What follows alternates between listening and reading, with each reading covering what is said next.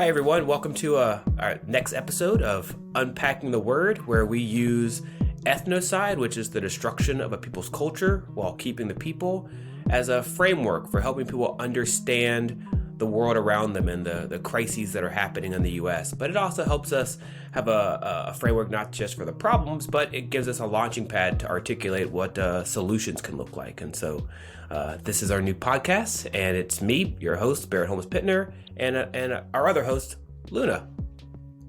Hey, Luna. Hey, Barrett. How's it going? It's good. It's good. So what do you want to talk about this week?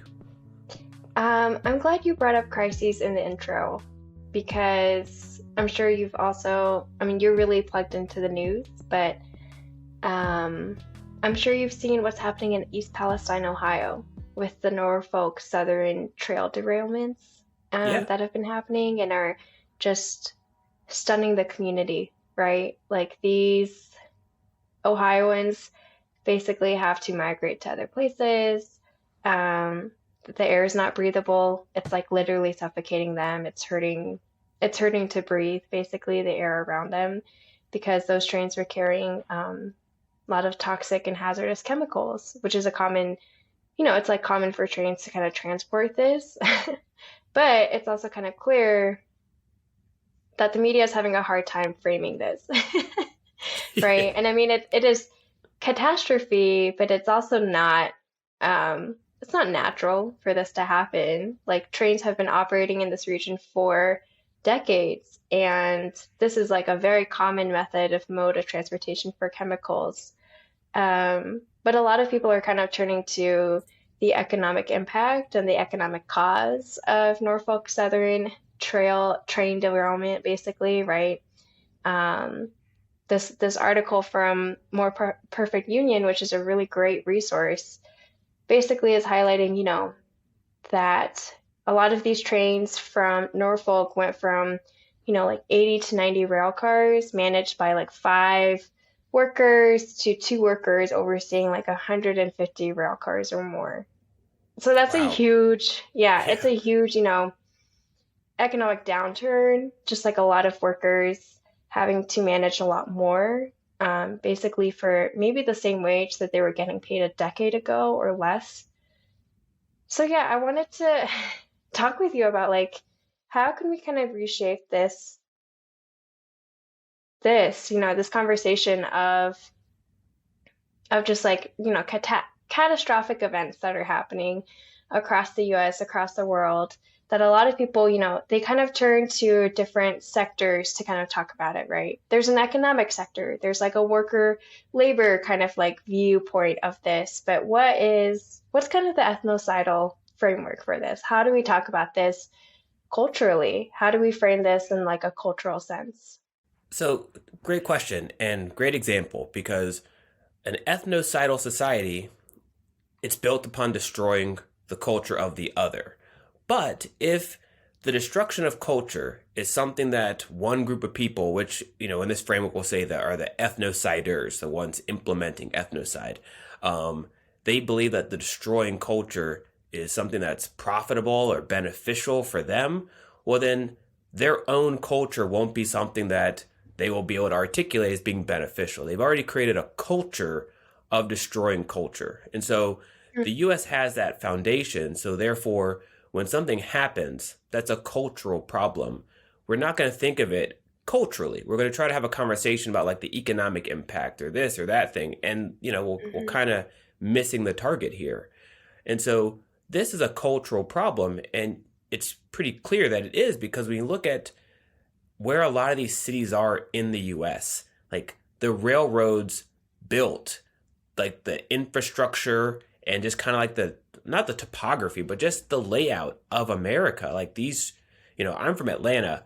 Atlanta is there because of the railroads. Its first name was Terminus because it was just a massive terminal. And so these railroad lines are the culture. It's like a weird mechanical, almost like decultured, industrious culture, but like that's the culture. And therefore, what ends up happening is, since the railroad is the thing that builds the towns, that the companies that, take the products from the earth, like the coal or the ore or whatever.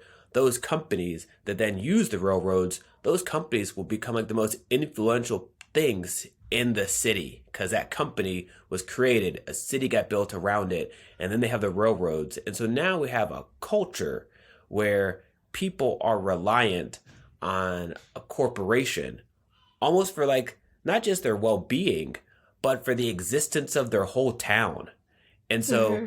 this stuff that happens with Norfolk Southern, you can see there's with the when economic hardships hit any sort of a company, or the company is catering more to shareholders and they're trying to like increase their profits, you create this dynamic where the entity that's largely responsible for a town's existence and the livelihood of the Mm-hmm. people in it doesn't have an obligation to the people.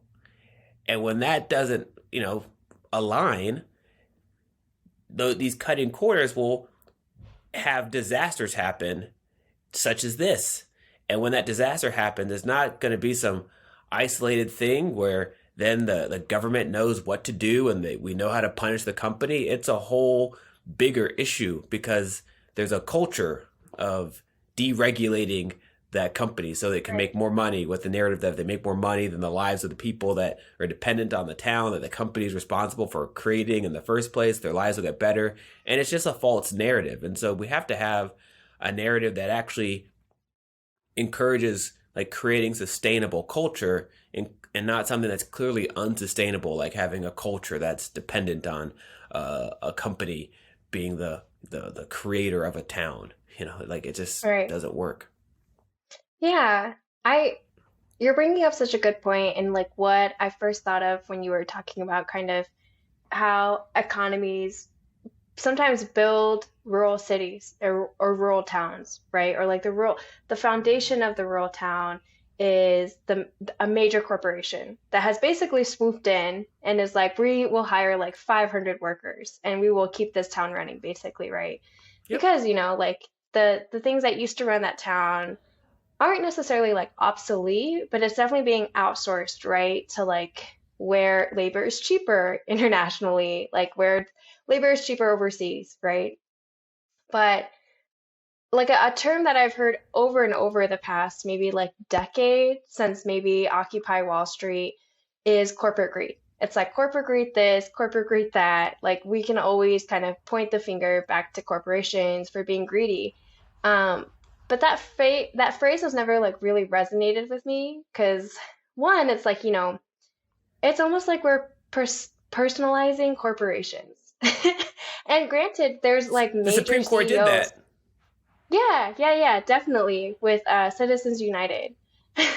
Exactly. And but I mean, isn't there like a better phrase? Like what you were describing, it just made me think of like corporate control. It feels like these corporations are truly controlling like, the how culture is constructed around industrial needs, around economic needs, and Yeah, like if this story that's happening right now, we put it, 100, 200 years in the future, and it was there's a lot of machines doing it. We could really just make a whole dystopian story out of it that people would say, "Oh, that makes sense." That's I can imagine that where like the corporation runs the whole town and everyone's Mhm. beholden to the corporation, and if the corporation makes a mistake and it results in people having polluted water and contaminated air and getting cancer, then you just kind of have to deal with it. Like that's a straight dystopian story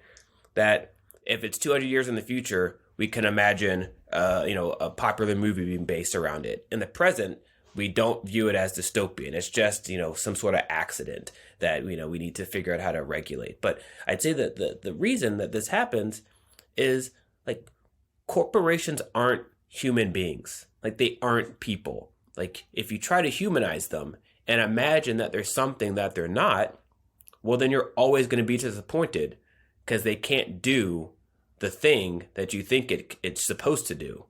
And so, like, it's an entity that exists to make money.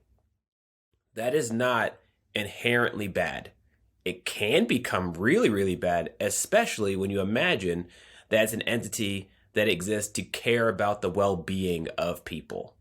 You know, like, there you go. So a really simple example would be like a knife. A knife isn't a bad thing. You know, you can use a knife for so many good things. You can, cut your meat and, also help you eat food, help you survive. Knives are really great. But if you imagine that a knife is also the same thing as a spoon, and then you start like eating cereal with a knife, catastrophic things are going to happen, And so like, that's not like the most serious example, but this is how catastrophic things can happen when you like delude yourself into imagining that something is something that it's not. And so, that's all they are. And this company did stuff that they felt was financially necessary for their economic survival. And there's a high likelihood that this relates to all corporations, that may not align with the well-being of people. And we have to, as a society, have a check on that. Yeah. I mean, even though it's like your workers are the people you're impacting, right? I mean, that's kind of what this art like blog post from More Perfect Union is highlighting. Like, they cut workers because they basically bought back their stocks last year. Right. They decided to get richer. And so, Yeah. but corporations are always going to believe that they can get more workers. So Right. even if they harm their existing workers, that doesn't mean that they believe that they're not going to be able to present some sort of economic package, sales pitch to another worker that will come in and replace it. Or, if these people, their way of life is dependent on this company, and that company says, we're going to lower your salary, it's you take less or you take nothing. Right. So, like, yeah, you would, but that's, the question is, you would think that they would do stuff that's like beneficial to people, because if their people are happy and yeah, we would like that idea. And, I'm sure there's plenty of companies who have made that approach, and they've taken like a more philosophical, wiser approach to interacting with human beings and interacting with the planet. But companies are not reliant on that wisdom in order to survive for however long, because if a company lasts for 40 years, like, that's a major accomplishment, if a human being lives for 40 years, that's not really much of an accomplishment. It's like, cool, like, we would expect a person Less than to live average. exactly. Yeah. That's just You average. expect double. You're like midway. Yeah, if you live to be like 95, now it's wow, that's an accomplishment. You did a really good job. If a company lives to be a 95, this is absolutely incredible. You're one of, such a small number of companies that have lived that long. And so when you look at it like that, like, the lifespan of this company is going to be way less than the lifespan of a human being. They don't, they're not going to have that longevity wisdom that humans have to have, because they're just not going to live as long. Right, right. And especially if the culture of a corporation or the belief is that workers are expendable, right? Like, sure, if this town doesn't work out, like, if you can't recruit enough workers, move on to the next town, right? Like, start somewhere else. Right. And that's also why a lot of, white voters who, for the most part, like, lean conservative, one of their big electoral issues is saving their job. When that company, downsizes or moves a factory to China or Mexico or whatever, for these people, quite often it's like their whole town is getting decimated. Like, their whole way of life is just shattered, and they don't know if they're gonna, not only if they're gonna have a job, they don't know where they should even live, because they live in a town that's dependent on that company deciding to be there forever. And companies just aren't built to do that. If it makes Right. more sense for them to live someplace else, they'll go someplace else. That's just Right. what they Right. do. And so, Yeah. there's a false promise to, I think, a lot of white Americans in particular, that you can depend and rely on a company for your entire life. And then maybe your kids can rely on that same company for their entire life. And that's, how everything's going to work. And it's just not true, and that creates all types of disasters, including, deregulated issues, making it so that trains carrying toxic materials are less secure as they drive by your town. And then now we have this. Yeah. I mean, okay, so East Palestine, Ohio. I don't know if you also saw I think it's pronounced Kissimmee, Florida, like a Yeah. 5-acre fire just broke out in this warehouse storing like plastic plant pots, fertilizers, and other plant material. I did not see And that. I mean, I think it just happened last night or yesterday morning, and it is, I think, a lot to kind of handle, just seeing all of these massive catastrophic events happening where it's like decimating the natural land and polluting the air and the water and just like the surrounding land around it. And I mean, I don't think that for either Kissimmee or East Palestine, like people know why that train derailed or like how this fire started. But it's kind of clear that these corporations like do not care about the communities that they're impacting, right? I think like at least Norfolk Southern was like, we will pledge to clean this up as best as we can. But I mean, like looking at the rivers in East Palestine, Ohio, it is polluted. It looks like it looks like soapy water through and through, and Yeah. it's not going to be an easy cleanup. It's going to take years. But I mean, looking at Kissimmee, Florida, it's a 5-acre fire, and that's just a lot of pollution. It's just a lot of catastrophe this week.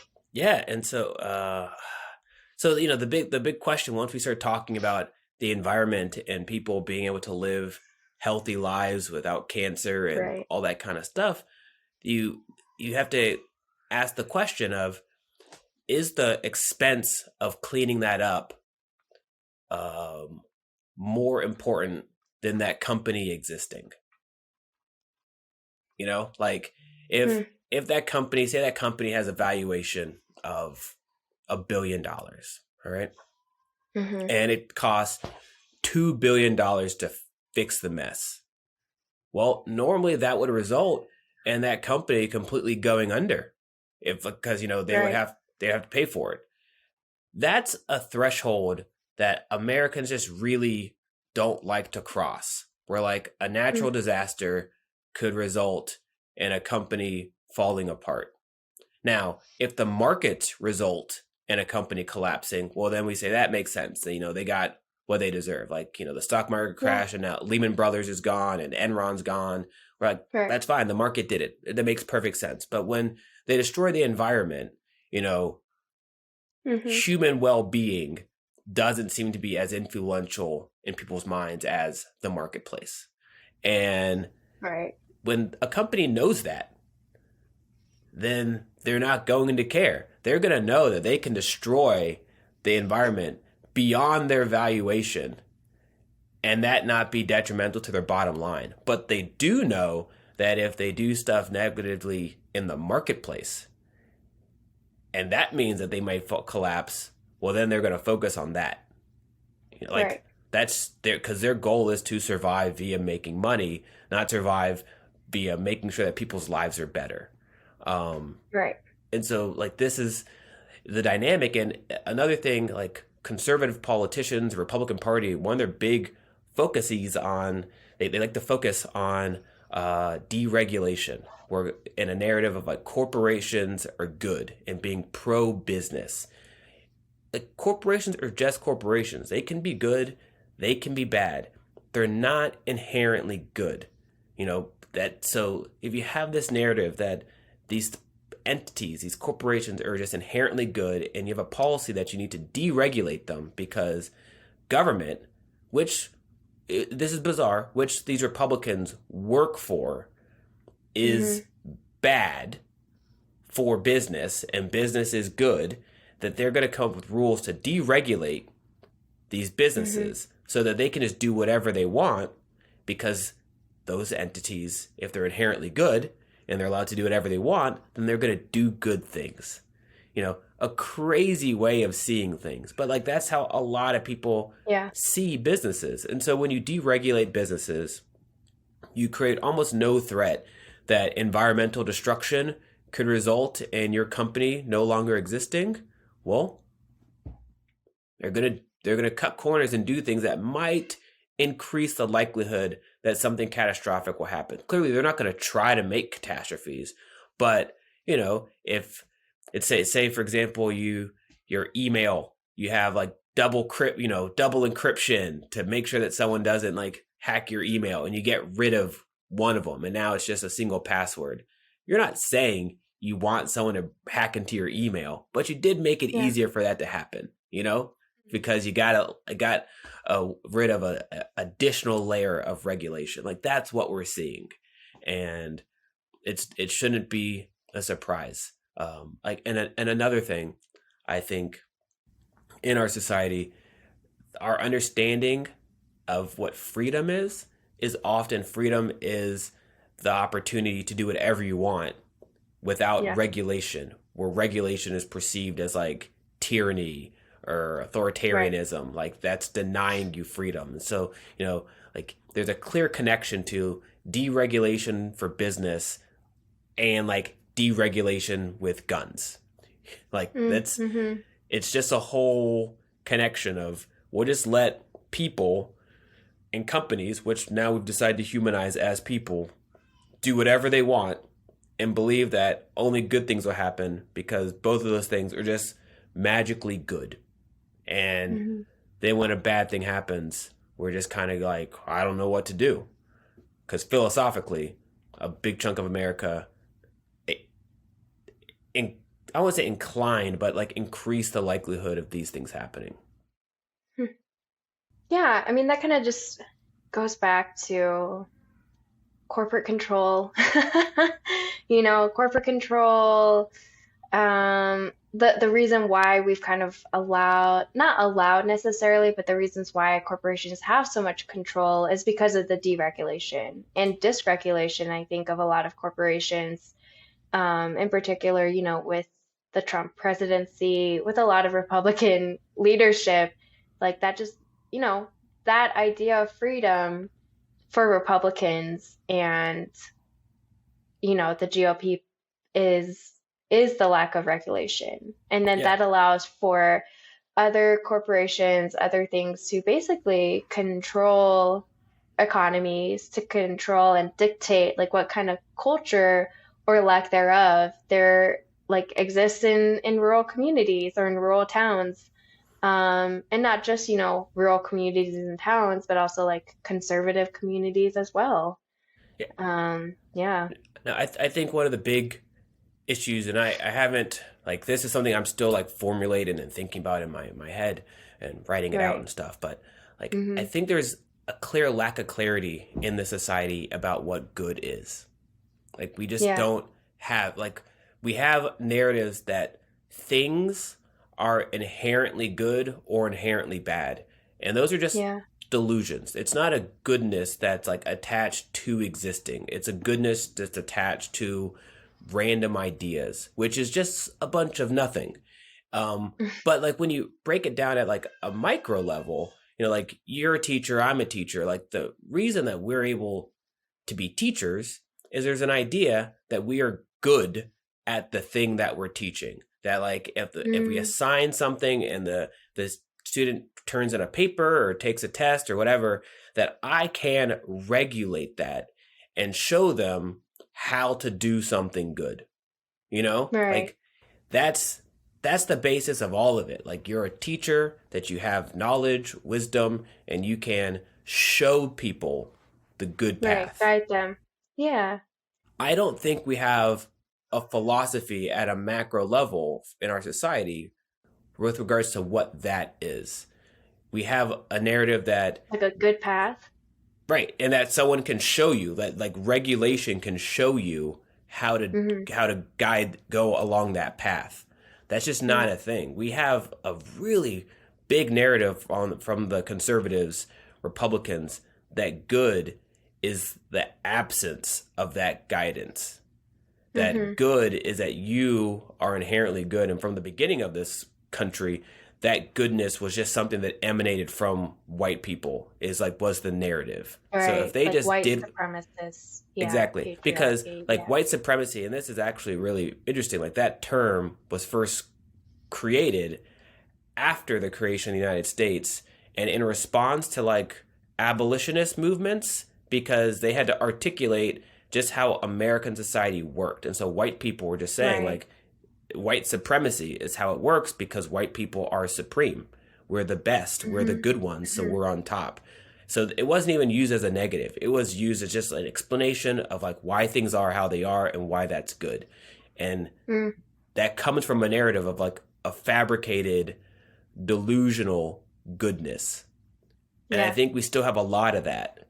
And that's why, Yeah. we'll delude ourselves in saying a corporation is good because I just decide that it is. Or it's good because, it can't, if it's bad, then we're really something catastrophic's happened because we've built our whole society around them, and we have towns where people, their whole existence is dependent on this company. So let's hope that it's good, and then stuff like that happens. And so I think like it's a really, really big question, and that needs to get explored. But I just don't think we have that clarity of like what good is, so that people can then even guide people in that direction. Yeah. And I mean, it kind of seems like the definition of good and bad in America is like good is like us and bad is other. Yeah, And yeah, I mean, that's kind of what I feel like the coverage of the like spy balloon from China was about. Like I feel like a lot of the media was like spy balloon, how nefarious, how heinous, and like whatever that spy balloon was doing, no matter what, because it was other, it came from China, it has roots in China, it's bad. totally. And like that balloon very well could have been super bad. Like I don't know, Right. but what I am learning is that there's a lot more balloons that have been Yeah. flying overhead for a while. We have no idea Right. how many balloons we put over people's places, like, or like satellites that are doing the same thing as balloons. Like we don't know, but like yeah, we Right. definitely have a concept of good, that like we're good, and Hmm. somebody that we have decided is not an extension of us is bad. Yeah. And that clearly extends from like the perspective from colonization. Like white Exactly. European Yeah. colonizers definitely thought they were good. They were the best. And that indigenous people, since they weren't European, they weren't good. Black people weren't European, they're not good. And so they felt fully entitled to try to make a society where these groups of people and other people who weren't European had very little say in how it was governed, very well may not even be allowed to exist within it. And they did many, many bad things. But they did these bad things with a whole language professing the goodness of these bad actions. And this like circles back to why ethnocide helps change the conversation, because now we have a word that we can fully clearly see objectively, like this is bad. Destroying the culture of another group of people while keeping those people is bad. It applies explicitly to the transatlantic slave trade, but also indigenous people, and it still impacts Americans today. Now we're like reframing the conversation, where a lot of things that we used to articulate as good, we have a greater empowerment to clearly articulate it and see that they're bad. And Right. you know this is the discourse. And I will also, Yeah. this week, another catastrophe was, I'd say, the Michigan State University shooting. Like, Mm-hmm. that's another example of just, we live in a society where people have Republicans, conservatives have articulated that deregulating guns is beneficial, and now shootings seem to be increasing. And one thing that's also, for the longest time when America would have like shootings, and we're going to say like starting like the 80s before like, Columbine, the narrative was that like these shootings were like confined to communities of color. And the US kind of felt that that was like an acceptable thing. Like these people that are bad, of course they're going to shoot themselves. Like, what can we do? There's nothing we could do. They're inherently bad. We could give them good stuff and they're going to do something bad with it anyways. Like, that was like the narrative of the society.